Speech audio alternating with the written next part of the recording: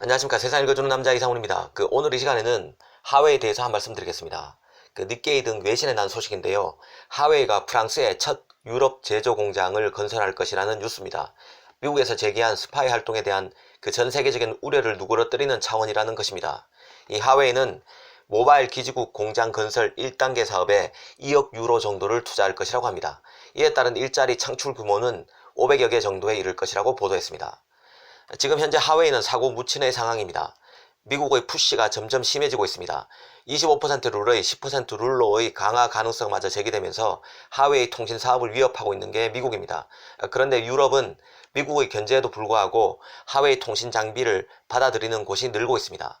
유럽이 다시 전쟁터가 되고 있다는 생각이 듭니다. 이 하웨이 부사장도 니케이와의 인터뷰를 통해서 프랑스에서 건설되는 공장을 통해서 프랑스뿐만 아니라 유럽 시장 전체를 공급할 것이라고 말했습니다.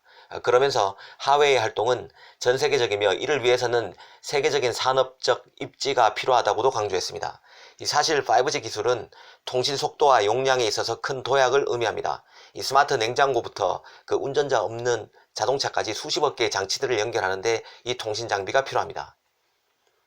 미국은 그간 유럽 동맹국들에게 중국 회사가 대륙의 5G 인프라에 들어가는 것을 허락하지 말라고 경고해 왔는데요. 그러나 유럽 국가들은 하웨이를 어떻게 다룰지를 놓고 의견이 엇갈리고 있습니다. 이 프랑스는 아직 5G 네트워크를 구축하기 시작하지 않았지만 프랑스의 최고 이동통신사인 오렌지사 같은 경우는 이미 하웨이 대신에 유럽의 노키아와 에릭슨을 선택했습니다.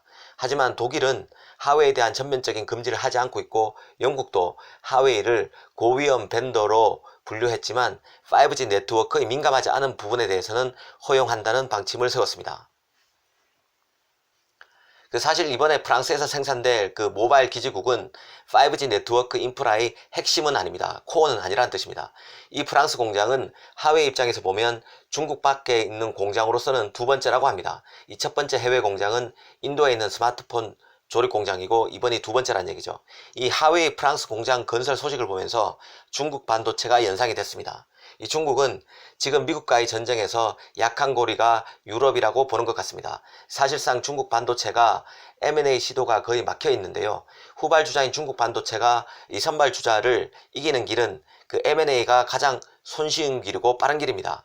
중국 반도체가 얼마 전까지만 해도 최대 위협 요인으로 위협 변수로 사람들에게 인식이 됐지만 최근에는 위세가 크게 쪼그라든 것은 바로 미국의 견제로 M&A가 사실상 막혔다고 보기 때문입니다.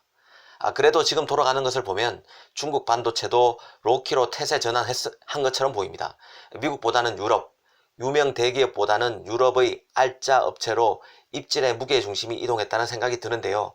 분야별로 바꿔서 말하면 메모리에서 비메모리로, 비메모리 중에서도 5G, 전장 등 신산업 분야로 중국의 M&A 타깃이 옮겨간 것 같습니다.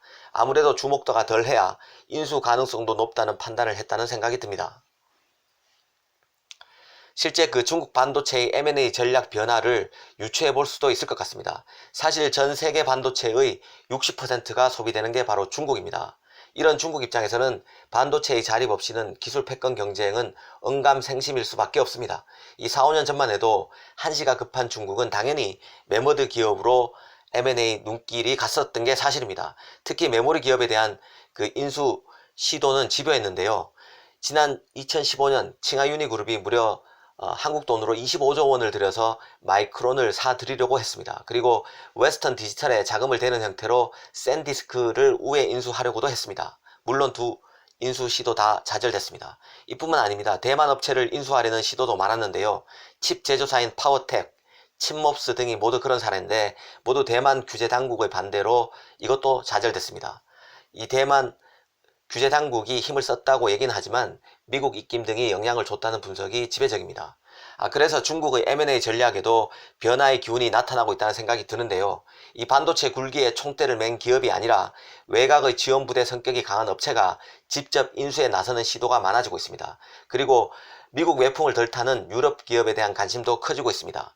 지난해 중국 업체 윈테크에 인수된 네덜란드 업체 넥스페리아 그리고 칭하유니가 사들인 프랑스 기업 랭상스 등이 그런 예에 속할 것으로 봅니다.